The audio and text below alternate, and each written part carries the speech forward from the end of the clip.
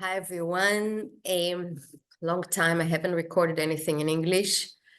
And I'm only in the beginning of my English recording process. So my name is Smadar Dvora Shira Levi, and I'm in the research of consciousness since 86, so it's been quite a bit of years. Yeah, long time. And I've done many things in that path, which is quite a mysterious path. And so today I would like to talk about the soul, our soul, And this is like a word that I think can be more explored, since many of us actually does not know what does it mean. I mean, even me, it took me so long time to understand what is my soul. This is so like not some like a tangible part in us, that in a way we're saying it all the time. My soul is, and we want to bring the soul parts of like lost parts of the souls, but I never really had words that really captured the true understanding of what are we talking about. So now I'm going to make it very clear, because I was leading this Ho'oponopono seminar, self-identity through Ho'oponopono seminar 3 months ago or so. And in that time, I had a big shift, a big opening, and suddenly everything clicked. So I'm kind of sharing with you now. So basically, our soul has to do with three bodies of us. We are multidimensional beings. We have basically 7 layers of body. Like 3 of them we have access to, and 3 of them are more refined, and they are beyond the mind, let's say, ability to really comprehend. But by accessing the 3 bodies that we can, which are the physical, the emotional, and the mental body, then we attract the other more refined bodies. And then there is the 7th body, which is like going back to source, like. So it's the point. So basically our soul has to do with the 3 bodies that we can access to, which is the mental body, the emotional body, and the physical body. Okay, that's our soul. So what is the issue with our soul? So basically, the mental body, it's, the whole, our ability to be aware of our thought process, has to do with that body that is developed in our life through the age of 15 and 21. That's 7 years where it's being developed. We sort of develop our belief systems and our flexibility into, thinking and imagining, and also when we are going through hurts and traumas, it also, that part in us that holds defense mechanism that keeps us protected. That's what we think, that it will keep us protected of being hurt. Yeah, it's like closing down the heart so nothing can happen to us. It's very natural. All of us are actually going through that process of protection, self-protection. So the whole idea is to allow the mental body, to remember that we are worthy of love, because once we realize we're not worthy of love, that's when we close down. But once we remember that we are worthy of love, then everything starts to open up and our intelligence goes up. And but not only the intelligence, also the optimism, you know, and it's not like positive thinking, you know, it just we're like positive, you know. Okay, that's the first body. The second body, which is maybe less refined, it's the emotional body.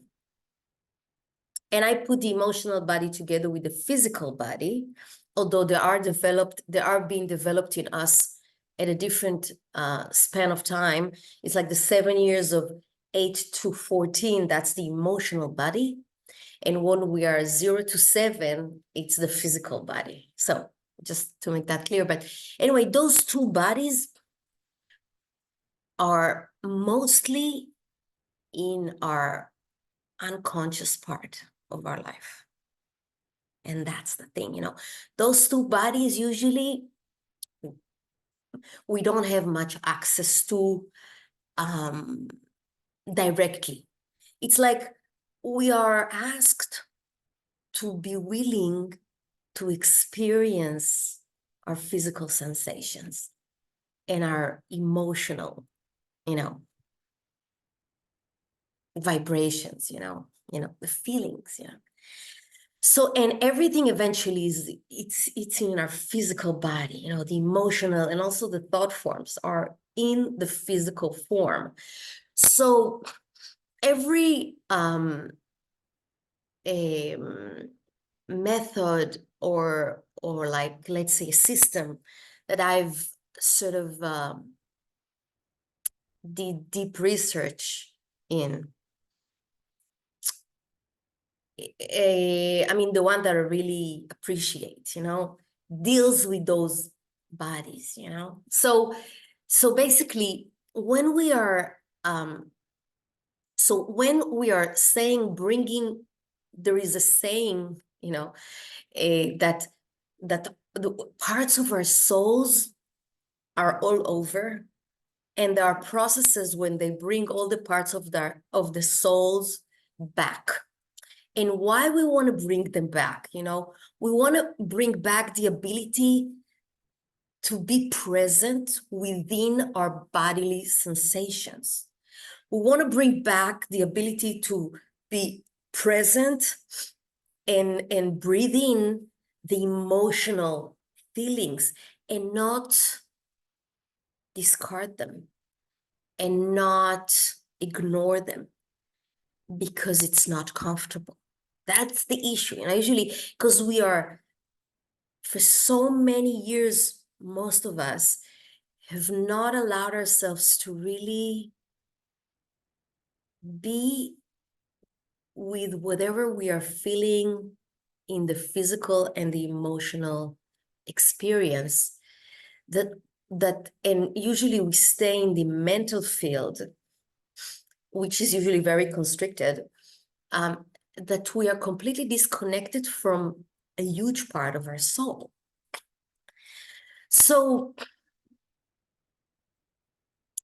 basically, once we can do it through all different methods and approaches, and some people do it also through, you know, taking all kinds of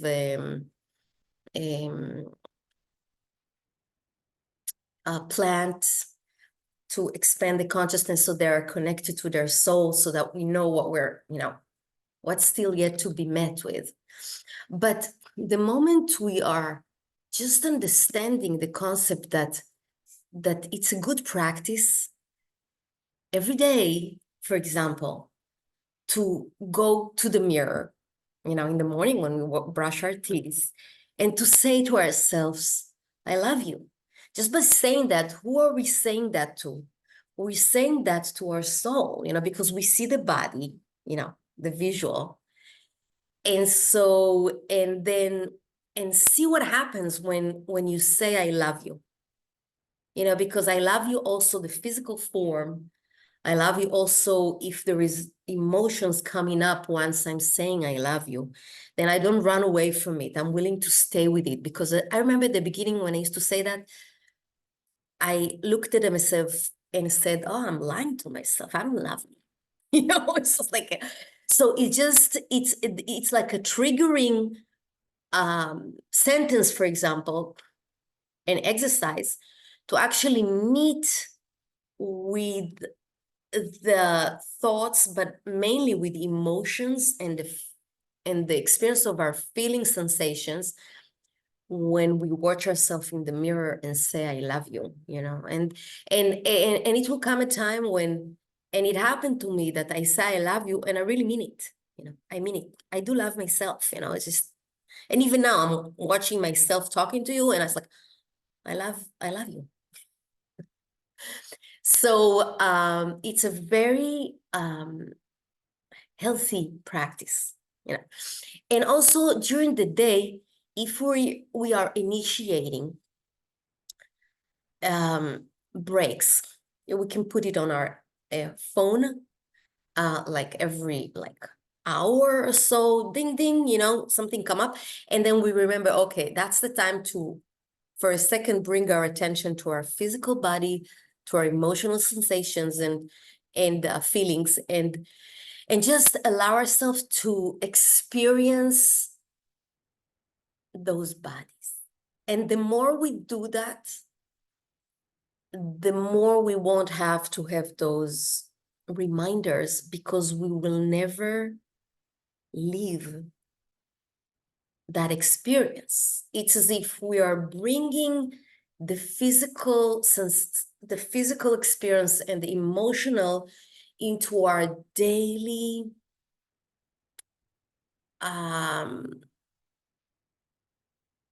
experience. It's like, it's not like once in a while, it's all the time. And that's a possibility for us to increase, because once we do that, that's the experience of being present. And because many years we may have not done that, that parts in us may feel rejected also. So that's one thing I want to add, that it may feel at the beginning not comfortable to do that. So you do it with a lot of patience towards yourself, and also with a lot of how to say, like, to be patience, and also like soft, you know, like being not like pushing it, because sometimes we're gonna have like a lot of thoughts that are minimizing ourselves, like how you say this word, like judgment. We judge ourselves. So the thoughts of judgment also, if we are having the perspective of being, we're able to sort of distance ourselves a little bit from the judgment thoughts, and just, and thank them and ask them, okay, so now I'm focusing on the emotions and the body, and I'm not dealing with the thoughts. Okay, it's deeper to go to the emotions, and from that we can experience breakthroughs. And this is so important, because once our soul is here with us, you know, we're willing, because the more I'm willing to breathe in whatever is not comfortable through the physical and the emotional body of me, then my soul is with me all the time. And then I'm always connected to divinity. You know, soul needs to be here for us to be connected to inspiration, to divine guidance. That's the thing. So if you have any questions about it, I hope it's like it's clear now. It's not an easy practice, but it's worthwhile, truly worthwhile. And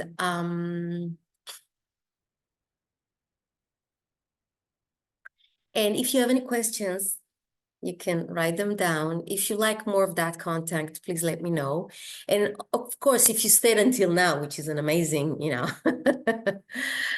um, amazing thing, you spend some time with me in your tight energy schedule of the day, maybe.